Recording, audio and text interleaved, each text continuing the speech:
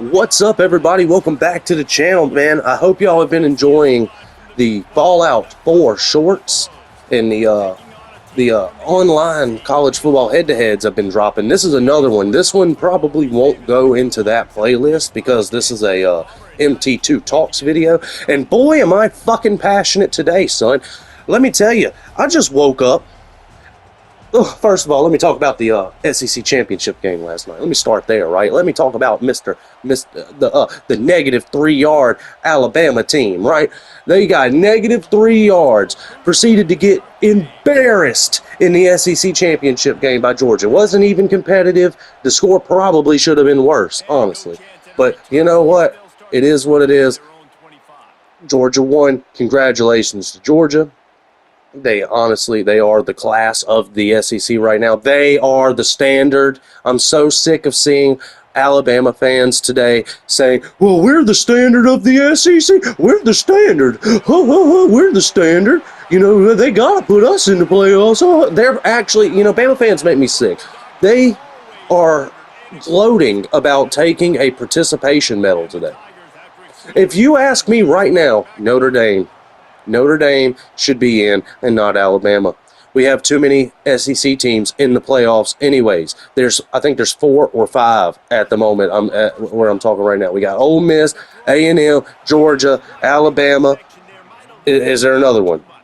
Oklahoma. So we got 5. 5 of the 12 teams are SEC teams. And I'm an SEC fan. I'm an Auburn fan. You're watching an Auburn gameplay. But I'm sick and tired of watching SEC bias play out, man. I can't be a hypocrite. I hate to see this shit. And it just makes it worse because every time I see a team lose the opportunity that they do deserve. Every time, man. Florida State, when Travis got hurt, man, every single time, and I kid you not, it always benefits Alabama. What is it with the college football playoff committee and Alabama? Why does this favoritism have to exist to the extent that it does? You lost on the road, embarrassed by Florida State. Embarrassed. You had a bunch of close games all year. Let's not act like you went out there and blew everybody out. No, you only blew out a handful of teams, and most of them were cupcakes. A one-score game against Missouri, which was a classic. I thought that was a good one. Didn't you go lose to Oklahoma at home on your home field? Then you go struggle with a coachless Auburn team? You go struggle with DJ Durkin on the road? You get what I'm saying? And then to crown it all off, you get negative 3 yards against Georgia? This Alabama team is a fucking joke. They do not deserve to be in the playoffs. And another thing, how come when BYU and Alabama both have to play conference championship games, they both get blown the fuck out, but only BYU gets punished? When the SEC gets to keep an extra team in the playoffs, and the number of SEC teams in the playoffs versus the number of other conference teams in the playoffs is stupid. It's stupid. Now, there's some other people, and I just read that Notre Dame is rejecting their bowl bid, and they should, after being disrespected like this. Let me talk about Notre Dame for just a second. Notre Dame, join a fucking conference. Everybody's been saying this shit for decades now. Just join the fucking ACC, all right? We're tired of seeing this shit every year, right? Do I think Notre Dame deserves to be in the playoffs? Yes. I do think Notre Dame should be the 9 spot. They should be the ones playing Oklahoma. Do I think Notre Dame should join a conference? Yes. They should have done that shit a long time ago. And maybe that gets rid of this whole problem that we're having today. But I also stand with Notre Dame today, not accepting a bowl game because of the disrespect. They played who was on their fucking schedule. They did the best they could, and they didn't have a negative 3-yard rushing game against a playoff opponent.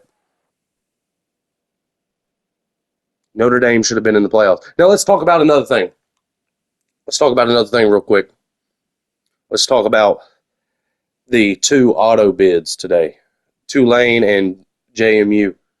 I don't have a problem with them with one team getting an auto bid, but this year we got two, and maybe that's what screwed Notre Dame over. Some people say that is what screwed Notre Dame over.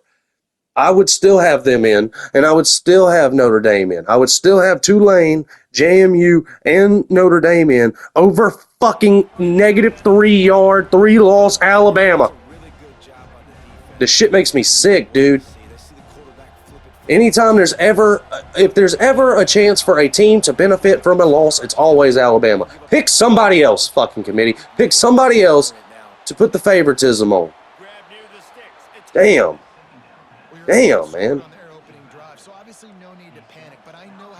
You know, I half-ass want to cancel my YouTube TV and boycott this fucking playoff, man. The playoffs are a joke.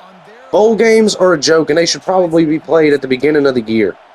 If I could fix college football, that's what we would do. We would play bowl games at the beginning of the year, and they would be a reward for how good you did the year prior. That's just on me. That's a side note. But bowl games are stupid. Nobody plays a 12-game long season to hopefully go to a fucking playoff. No, I mean to hopefully go to a bowl. They do it to go to the playoffs. And when you're a big team like Notre Dame or somebody like that, a bowl game don't mean shit. Bowl games don't mean nothing anymore.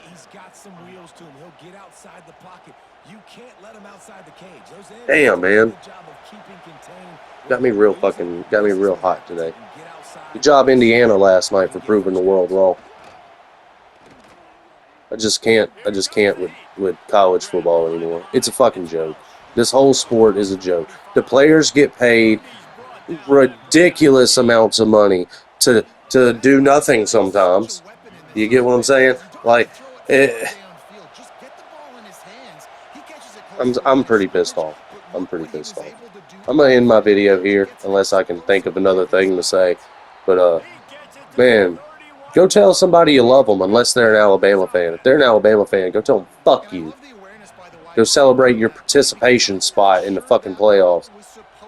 And now watch them fucking win. Watch them win out, or watch them do something stupid that they haven't been able to do all year, all because they were given a fourth fucking chance, or in maybe in the playoffs perspective, another chance. You get what I'm saying? That they shouldn't have. That they just shouldn't have. Makes me sick. There's too much big money in college sports. I think that's the biggest problem. And there's way too many. I'm going to just say it. I mean, you can disagree in the comments, and I actually would appreciate it. If everybody dropped a comment, let me know if I'm wrong, if I'm right, if you feel me on this, what would you do? You know, did Alabama catch a break today? Because they definitely fucking did. Did Notre Dame get robbed? Because they definitely fucking did. You know, let me know your thoughts, man. I respond to 99.9% of the comments down below, man. Damn.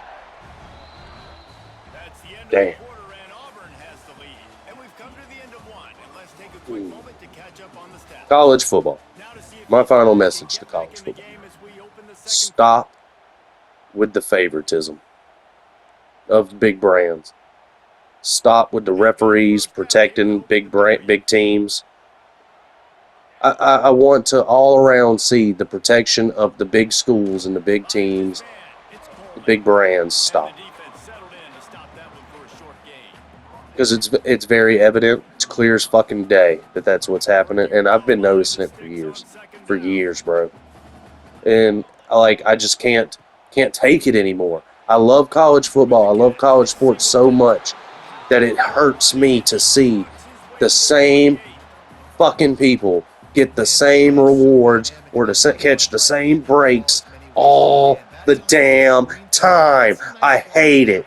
I have a real big love-hate relationship with college sports because I'm an Auburn fan. My Auburn team not doing so great. I'm a fucking football fan for life, man. I love this shit. But I hate it when I see teams getting rewarded unjustly, and I hate when I see teams getting screwed the fuck over. It hurts my soul. It hurts my soul. And especially when it's that team in fucking Crimson and Tuscaloosa that don't even represent me in my fucking state for real. Half of us hate them motherfuckers. And it's just more fuel. It's just more fuel. So Notre Dame fans, any team that was robbed in the playoffs today, any team that hates, let's be honest here, everybody in the world right now, all 49, actually all 50 fucking states in America hate you, Alabama. We fucking hate you. Unless you're a Tuscaloosa fan, we fucking hate you. We hate your guts. You don't deserve this spot. We take your negative 3 yards and your participation trophy and go the fuck home. Quit getting these damn... The committee, man, y'all are guilty. Alabama just gets lucky because of y'all. But the committee, y'all are guilty. Y'all are guilty. I want we need a BCS computer type fucking model back, I guess. We need the computer to do it because these people, the eye test is too fucking corrupt. And I'm gonna end the video right there, man. Tell somebody you love them, except for an Alabama fan. Fuck them. Have a great day. And I'm probably really am gonna just avoid the playoffs this year. I'm gonna boycott it. Fuck it. My team's not in it, and it just pissed me. The playoffs managed to disgust me this year again. So that's probably it for me. The season's completely done. I hope fucking Georgia. I can't believe I'm saying this. I hope Georgia or Indiana, Oregon, somebody like that wins the Natty. It would hurt my soul a little bit to see another Big Ten national championship. But as long as it's not Alabama, I'm happy. I'm happy with it. I'm out of here, guys. Check out all the other videos we got. I'm doing Fallout 4, a lot of Fallout 4. We're going to be doing a big playthrough of that in January. Yeah, man, I don't really have much else to say. Check out my wrestling playlist down below. Man, I got playlists for everything. Hit that like button, subscribe if you enjoyed me ranting just a little bit. We do MT2 talks every once in a while. And I'm out of here. Have a great day. Enjoy the rest of this. I'm gonna let the rest of this gameplay play because I make this guy rage quit. I make Colorado dude rage quit, and then if you like if you like the gameplay in the background, there it is. Enjoy. He's got it on the right. This quarterback right now is in a groove, and he's doing a nice job in pre-snap. He's reading the coverage, and he's getting an idea of where he wants to go with the football. That's why the ball's coming out of his hands so quickly, and that's why he seems like he's in a great rhythm. They bring him down, but not before he's able to pick up the first down. And this offense is clicking, everything's moving, and the guy carrying the football, I mean, he is carrying the rock. Like, this is a guy he's setting this tone for this game, creating some balance on this offense. This offense is going to be a handful. Yeah, David, I'd love to sit here and say, well, the offensive coordinator is just one step ahead of his counterpart across the field. That's not it. Right now, this offensive line is establishing the line of scrimmage, and you mentioned the back. He right now is running with authority on this drive. The pull and throw off the RPO. They make the stop, trying to pick up just a little bit at a time to get to that first down marker. Offense gets set for second down.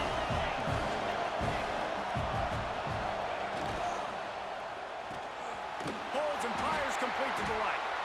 They knock him down, but he's got enough to get it across the line and pick up the first down. And the Buffaloes come to the line with a fresh set of downs. On the run, it's Welch. How about this sophomore stopping him short of the first down line? Timeout called here by the defense. It's the first one they've used this half. And what's the closest guy to the football, man? It's those defensive tackles, and those guards and centers have to work together. They got to get those guys and get some movement. They don't on this play, and the big fella eats. Nowhere to go. When you run into him, you usually meet the ground. Makes the catch. They'll mark him down at the 2. The excellent execution on that throw and catch. Well, it wasn't a great start for this quarterback, but on this drive, he seems to be turning the corner. He just looks like he's playing in a different rhythm. He's seeing the field better. It's almost as if the game is starting to slow down for him. And I think on that last completion, it was a good example of it.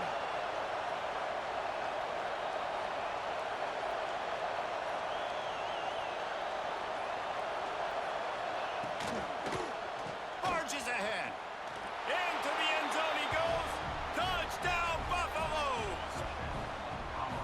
That's a great job of just trusting your offensive line to get it done, scoring the touchdown. An extra point's going to tie this thing up right before halftime. And after that run, I think they're going to feel more confident running it in the second half. And they pick up the extra point. Kicker knocked it right down the middle. He'll bring it back looking for help. He only needs a sliver of daylight. He's got it out. And there he goes. They won't get him. It's a touchdown.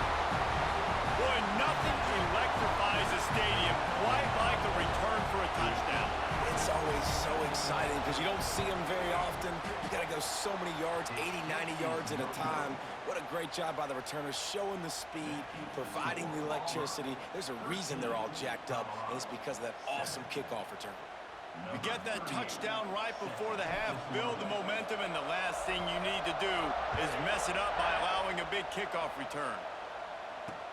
And he hauls it in, and everybody's on the edge of their seats. And the returner goes down.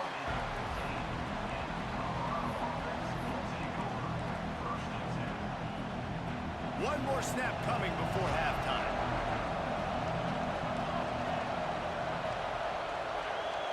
Looking to throw, it's Salter. He'll take a deep shot here. Oh, he dropped it. That deep ball was right on the money. You just have to make that catch.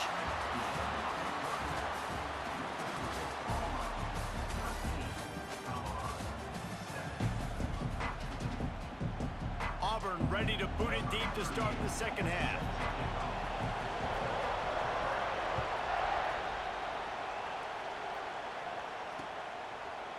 Just into the end zone, and he'll bring it out.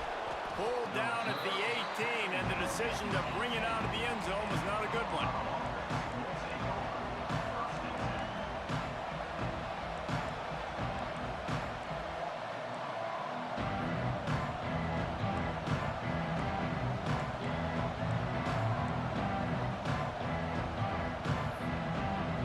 Colorado has the ball back, and the Buffaloes hoping to put their team in prime position on offense.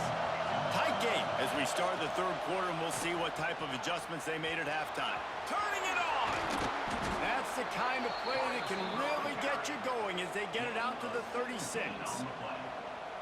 It's so hard for a defense to have to stop plays like that because it really forces you to play with great eye discipline. You see the pre-snap motion. Defense doesn't know if he's just running across the field and he's going to run a route, if he's going to block, or if he has the football. That time, he was able to outflank the defense and hurt them to get that first down. They'll snap it from the 47 on first down. And this quarterback wasn't thinking about taking off and running with that one. He was outside the pocket, but he kept his eyes down the field. He kept reading the coverage. He was surveying to find an open target. Accurate throw, and they get the first down. He gets it inside the 30 and out of bounds at the 29, and they are rolling. They'll snap this one from the 30 on 1st and 10. Give to the running back. They get him off his feet after a pickup of 5 down to the 25. The Buffaloes with a 2nd and short to keep this drive moving. Looking to pass. It's Salter. Fires to the wideout. And his throw is incomplete.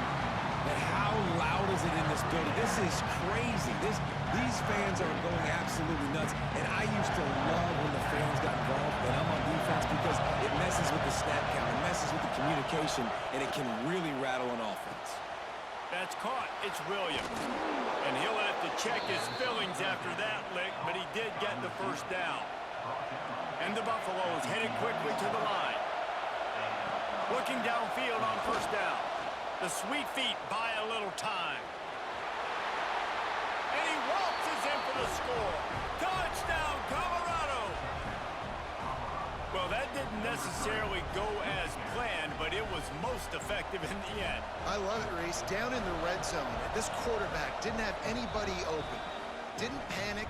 He just decided, man, I'm going to go do this myself. I'm going to use my wheels and put up 6 on the board. He did just that.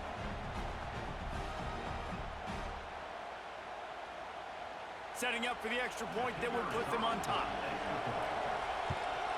And the extra point puts them on top by 1. They put together an 81-yard drive. They're coming out to tee it up for the kickoff, and that last score was a real buzzkill for this crowd.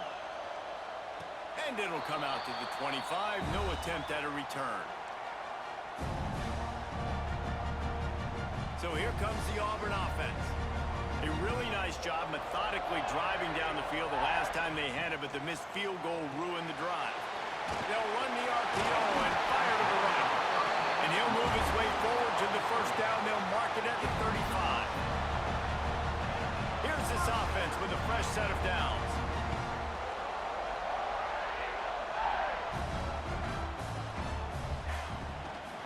Leaves it with the running back. Not much running room there thanks to this senior defender. After the productive first down play, it's 2nd and 6. Defense came into this one knowing they were going to see some tempo. They've got to get the call from the sidelines, get it communicated, get lined up. Unloads to the wideout. What a job to lay out and make the catch. Man, I love those guys that are willing to put their body on the line. And he does it right here, man. Just lays out. That ball's coming in. You can see it from several yards out, making that play, laying out, keeping the football from touching the turf. Great concentration, great effort by the receiver. And a good, solid pickup before the defense cuts him down. The Tigers in a good spot here with 2nd and short.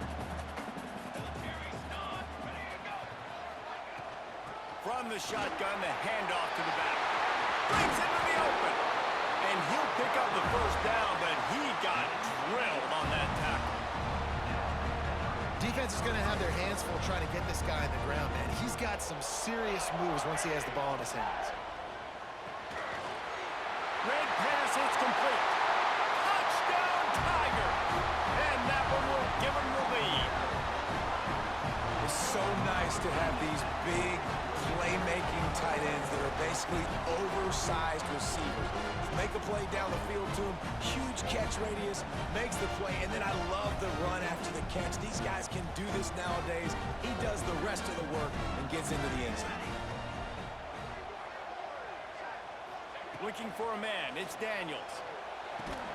And the sticky fingers makes that two-point conversion decision a good one. So that was a 6-play, 75-yard drive.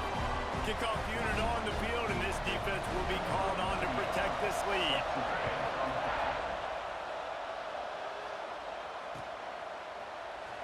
And he's not going to take a knee. Here he comes.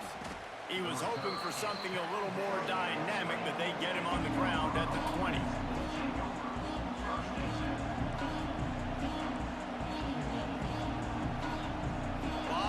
In front of them as they open this possession from their own 20. Wide receiver comes in motion.